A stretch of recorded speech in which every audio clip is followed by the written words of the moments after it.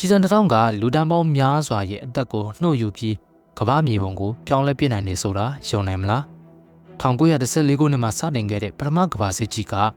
အဲ့ဒီလိုကြီးစံတစ်ထောင်ရဲ့ပေါက်ကွဲတံနဲ့အတူစတင်ခဲ့တာပါဒီနေ့မှာတော့ပထမကမ္ဘာစစ်ပွဲကြီးဘလို့စတင်ခဲ့တယ်လဲစစ်ပွဲအတွင်းမှာဘာတွေဖြစ်ပျက်ခဲ့လဲဆိုတဲ့တမိုင်းဖြစ်ရမှန်တွေကိုကျွန်တော်တို့လေ့လာကြည့်လိုက်အောင်ဒီစစ်ပွဲကြီးကရုတ်တရက်ဖြစ်လာတာမဟုတ်ဘဲနဲ့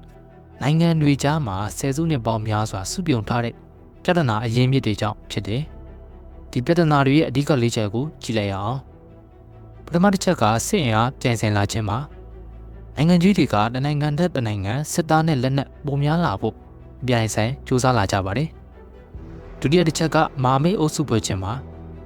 ဥရောပနိုင်ငံတွေကတနိုင်ငံကိုထိရင်ကျန်တဲ့နိုင်ငံတွေကကူညီမယ်ဆိုတဲ့လျှို့ဝှက်စာချုပ်တွေနဲ့အုပ်စုဖွဲ့ထားကြပါတယ်တတိယတစ်ချက်ကတော့နယ်ချဲ့ဝါဒပါအာဖရိကနဲ့အာရှတိုက်ကနယ်မြေတစ်တွေနဲ့လျံဇာတာတွေအတွက်ဥရောပနိုင်ငံကြီးတွေအားဖြင့်လာကြပါတယ်နောက်ဆုံးအချက်ကတော့ပြင်းထန်တဲ့မျိုးချစ်စိတ်ဓာတ်ပါငါလူမျိုးမှပြင်းပြတယ်ဆိုတဲ့စိတ်တွေကတခြားနိုင်ငံတွေပေါ်ရန်လိုမှုကိုဖြစ်စေခဲ့တာပါတကယ်တမ်းတော့ပထမကမ္ဘာစစ်မီးကိုအမှန်တကယ်တောက်လောင်စေခဲ့တဲ့ဓာတ်ရဲ့အကြောင်းရင်းရှိပါတယ်အဲ့ဒါကတော့1914ခုနှစ်ဇွန်လ28ရက်နေ့မှာဖြစ်ခဲ့ပါတယ်အော်စတြီးယားဟန်ဂေရီအင်ပါယာရဲ့နန်းသက်နန်းလျာမင်းသားအရှ်တူဖရန့်စ်ဖာဒီနန်ဟာစာရီဘုံမြို့မှာဆာဘီယာလူငယ်တို့ရဲ့လောက်ကျန်တပ်ဖြတ်ခြင်းကိုခံခဲ့ရတာပါဒီလောက်ကျန်မှုကဥရောပရဲ့မာမိတ်ကွင်းဆက်တွေကိုရိုက်ခတ်သွားစေပြီးရတတစ်ပတ်အနေငယ်တွင်မှာပဲတနိုင်ငံနဲ့တနိုင်ငံစစ်ကြင်ညာရင်ကမ္ဘာစစ်ကြီးစတင်ခဲ့ပါတော့တယ်ဆာဘီယာတို့ဘက်ကရုရှားကကူညီတယ်အော်စတြီးယားဘက်ကဂျာမနီကကူညီပါတယ်အဲဒီကနေတစ်ဆင့်ပြင်သစ်ဖြစ်တယ်နဲ့အီတလီတို့ပါဝင်လာပြီးကမ္ဘာလုံးစပြီးတော့မီဟုံဟုံတောက်ခဲ့ရတာပါဒီပထမကမ္ဘာစစ်ပွဲကြီးမှာအဓိကအုပ်စုကြီးနှစ်စုကွဲသွားပါတယ်တစ်ဖက်မှာဂျာမနီအော်စတြီးယားဟန်ဂေရီနဲ့အော်တိုမန်အင်ပါယာတို့ပါဝင်တဲ့ဗဟိုအင်အားကြီးနိုင်ငံများရှိနေပြီးတော့တခြားတစ်ဖက်မှာဗြိတိန်ပြင်သစ်ရုရှားနဲ့နောက်ပိုင်းမှာအမေရိကန်တို့ပါဝင်လာတဲ့မဟာမိတ်နိုင်ငံများဆိုပြီးတော့နှစ်ဖက်ဖြစ်ခဲ့တာပါပထမကမ္ဘာစစ်ပွဲရဲ့အထင်ကရအဖြစ်အပျက်တွေထဲမှာကတုတ်ချင်းစစ်ပွဲတွေကအတော်လေးဆိုးရွားပါတယ်စစ်သားတွေကမြေကျင်းတွေထဲမှာလက်နက်ကြီးအခြေချပြီးယောဂဘေးရတွေရွှံ့တော်ဒီကြားမှာခံစစ်ဆင်တိုက်ခိုက်ခဲ့ကြရတာပါဒီစစ်ပွဲမှာပဲလူသားတွေကပထမဆုံးအကြိမ်ဖြစ်ဓာတုလက်နက်အစိမ့်မွေးတွေတင်ကားတွေတိုက်လေယာဉ်တွေနဲ့ရေငုပ်တင်မောတွေကိုအကြီးအကျယ်စတင်အသုံးပြုခဲ့ကြတာဖြစ်ပါတယ်တစ်ဖက်နဲ့တစ်ဖက်အနိုင်မရပဲ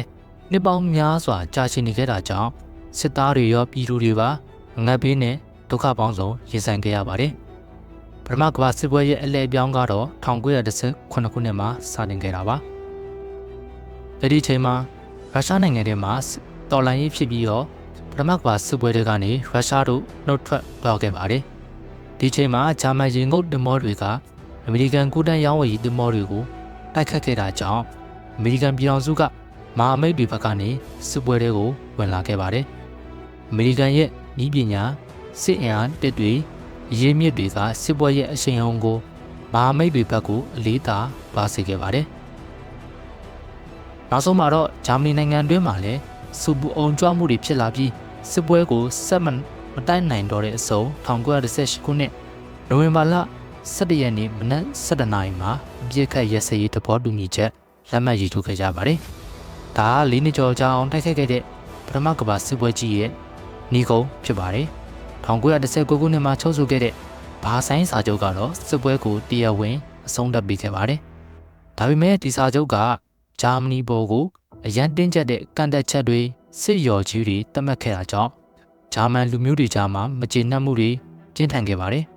ဒါကနောက်ထပ်နှစ်ပေါင်း20ကြာမှဖြစ်လာမဲ့ဒုတိယကမ္ဘာစစ်ကြီးအတွက်မျိုးစေ့ချပေးလိုက်တယ်လို့ဖြစ်သွားခဲ့ရပါတယ်ပထမကမ္ဘာစစ်ဟာလူသားတွေအတွက်ကြီးမားတဲ့တင်ငန်းစာတစ်ခုပါနိုင်ငံရေးအပြည့်မှုတွေကြောင့်အပြစ်မဲ့ပြည်သူတွေနဲ့စစ်သားတွေဘလောက်ထိပေးဆက်ခဲ့ရတယ်လဲဆိုတာကိုအထင်သာမြင်နိုင်ပါတယ်ဒီတမိုင်းဖြစ်ရကနေကျွန်တော်တို့သိမြင်နိုင်တဲ့အချက်လက်တွေကတော့အင်မတန်မှလေးနက်ပါတယ်ပထမဆုံးအနေနဲ့လေးငယ်တဲ့အစာပြုမှုကနေကြီးမားတဲ့အကျိုးဆက်တွေဖြစ်လာနိုင်တယ်ဆိုတာပါပဲလူငယ်တယောက်ရဲ့ကြီးစံတစ်ထောင်ကလူတန်းပေါင်းများစွာရဲ့အသက်ကိုချွေယူခဲ့တဲ့အထိတက်ရောက်မှုရှိခဲ့ပါတယ်ဒီ ဒုတိယတစ်ချက်ကတော့မုံတရားနဲ့လက်စားချီမှုဟာငြိမ်းချမ်းရေးကိုမဖော်ဆောင်နိုင်ဘူးဆိုတာပါပဲ။ဘာဆိုင်စာချုပ်ရဲ့တင်းကျပ်လွန်တဲ့စီကံတွေကဂျာမနီကိုအဆက်ရစေခဲ့ပြီးတော့ဒီစာချုပ်ကပဲနောက်ထပ်ကမ္ဘာစစ်တစ်ခုကိုမွေးဖွားပေးလိုက်တယ်လို့ဖြစ်သွားခဲ့ရတာပါ။နောက်ဆုံးချက်ကတော့ဤပညာရဲ့အမောင်ပတ်ချက်ပါပဲ။လူသားတွေရဲ့တီထွင်ဖန်တီးနိုင်စွမ်းကိုကောင်းကျိုးမှမတုံးပဲအစိမ့်မွေတွေတင်ကားတွေဖျားပြင်းလက်နက်တွေမှာတုံးလိုက်တဲ့အခါမှာတော့ကဘာကြီးဟာငရဲခန်းတစ်ခုလိုဖြစ်သွားရတယ်ဆိုတာကိုသတိပြုမိစေပါတယ်။ဗီဒီယိုလေးကိုတပတ်ကြတယ်ဆိုလို့ရှိရင် like ကလုပ်လေးနှိပ်ခဲ့ပေးကြပါအောင်။ပြီးရင်ကျွန်တော် channel လေးကိုလည်း subscribe လေးလုပ်ခဲ့ပေးကြပါအောင်ဗျ။အားလုံးကိုကျေးဇူးတင်ပါတယ်။